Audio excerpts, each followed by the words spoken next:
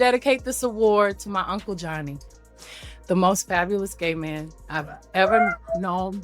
The truth about Beyoncé's gay uncle, Uncle Johnny, is finally coming out, and it's very different from what people were told years ago. For a long time, the public accepted the story Beyoncé and her family shared about his death. Now, however, rumors in the industry suggest the real reason behind his passing may have been hidden. Some even claim that Uncle Johnny was sacrificed to boost Beyoncé's career. Back then, no one questioned the story because there seemed to be no reason to. From the outside, Beyoncé appeared to genuinely care for her uncle. Just a few years ago, she even dedicated her Renaissance album to him, celebrating his life and the influence he had on her.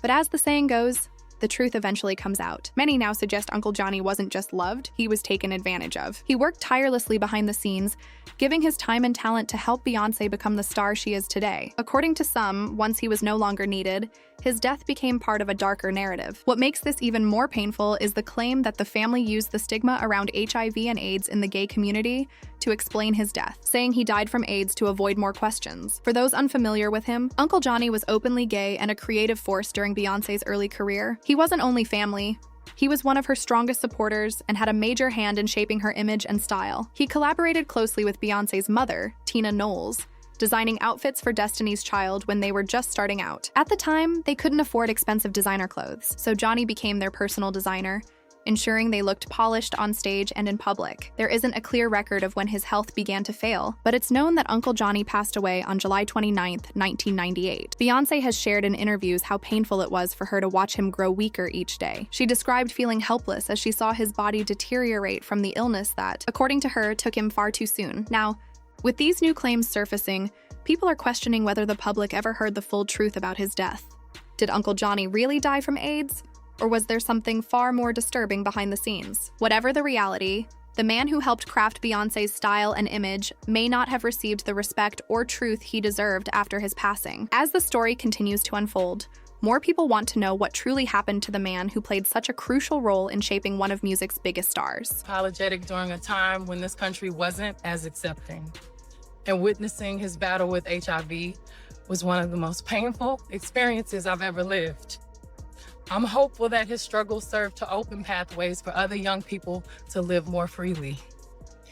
LGBTQI rights are human rights. At first, the story of Beyoncé's Uncle Johnny seems like a sad tragedy, losing someone you love to illness. But recently, singer Jaguar Wright made some shocking claims that changed the story completely. According to Jaguar, Uncle Johnny didn't die naturally at all. She alleges that Beyoncé sacrificed him to gain power and success in her career. The accusations go even further.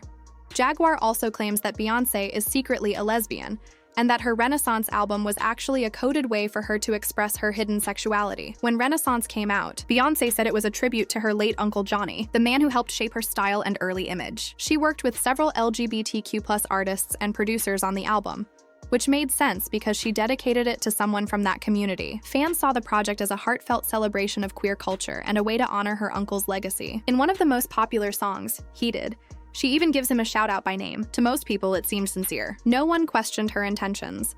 But Jaguar Wright is now telling a very different story. She believes Beyoncé used Uncle Johnny's name as a cover, a way to hide that Renaissance was really about her own sexuality. According to Jaguar, Beyoncé created the album not for her uncle, but as a secret expression of the life she cannot openly live. She claims that Beyoncé has been hiding her attraction to women for decades because of her fame, public image, and marriage. These rumors didn't start with Renaissance. Talk about Beyoncé's sexuality goes back to the early 2000s.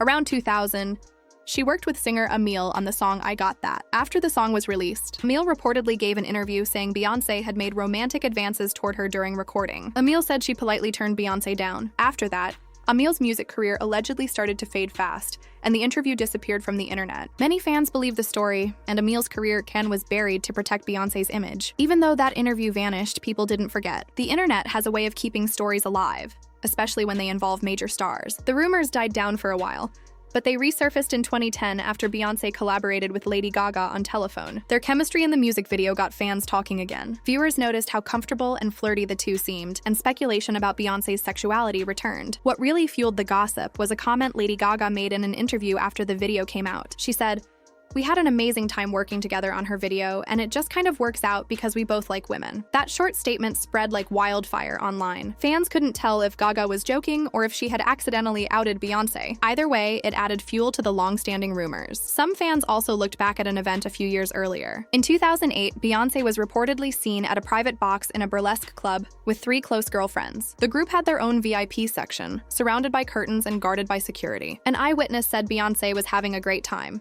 cheering, dancing, and enjoying the performers. She stayed at the club until around 3:30 in the morning, seemingly taking in every risque moment. With stories like these and Jaguar Wright's recent claims, people online have started revisiting Beyoncé's past and questioning what's real. Was Renaissance truly about honoring her uncle, or was it a reflection of Beyoncé herself? A hidden message wrapped in music and symbolism. While there's no solid proof behind Jaguar's accusations, the rumors have spread quickly, mixing fact, speculation, and gossip into a story the internet can't stop talking about. Terry Lynn Carrington, who put together Beyonce's entire female band, which was Matthew Knowles' idea because he couldn't get Beyonce to stop people. Guess you didn't know your daughter well enough, because she just started. Jaguar Wright didn't just claim that Beyoncé used Uncle Johnny's story to hide her supposed secret life. She went even further. She accused the singer of being involved in witchcraft and being part of what she called a Hollywood lesbian cult. These shocking claims connect to something Beyoncé herself once said years ago when she introduced her alter ego, Sasha Fierce. When Beyoncé first talked about Sasha Fierce, she described her as a different personality that took over whenever she performed.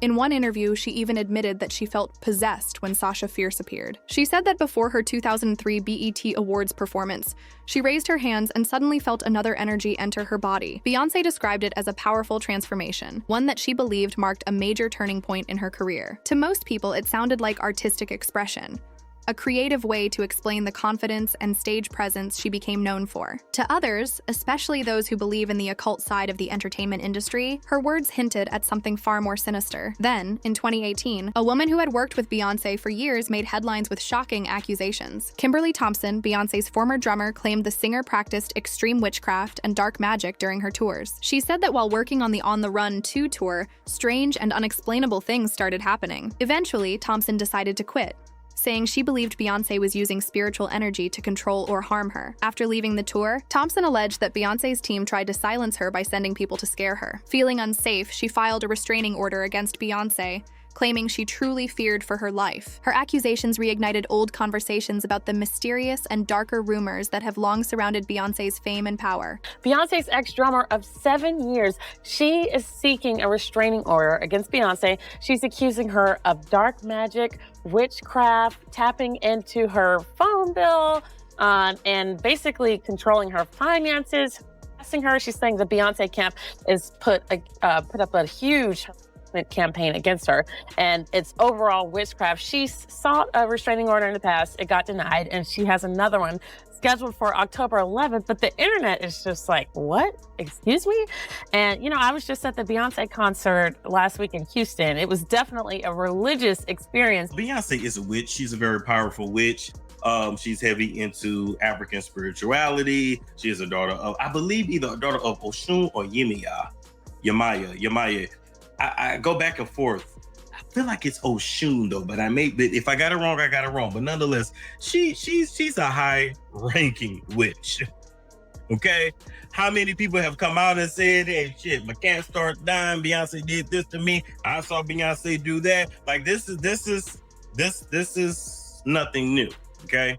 But you got to understand, when it comes to Illuminati, to this industry, one person replaces the other. Madonna's old. Madonna is almost done. And Madonna is a very high-ranking witch. She is a high priestess. That's just pretty much what it is.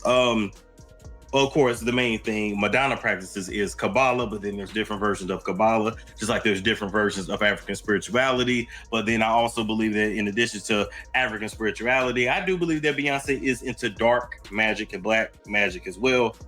To be clear, no one can say for sure that Beyoncé is bisexual or lesbian. These are still just claims and theories circulating online. What keeps this story alive, though, is Jaguar Wright's reputation. She has a long history of making bold statements about the music industry, and surprisingly, many of her past claims have turned out to be true. Because of that, people often take her words seriously. She doesn't back down easily and insists that the truth will eventually come out, no matter how long it takes. Online, reactions to her recent statements about Beyoncé have been intense. Some people believe Jaguar is telling the truth and see her as one of the few brave enough to reveal what really happens in Hollywood. Others think she's just stirring up drama for attention. Still, comment sections are full of fans who agree that Beyoncé and Jay-Z live complicated lives because of all the secrets they allegedly keep. One fan wrote, "They make their lives more difficult than they need to be. Stop hiding who you really are and just live your truth. Life would be so much easier if you stopped pretending." That comment captured what many fans have long suspected, that Beyoncé's carefully crafted image might be hiding her real self.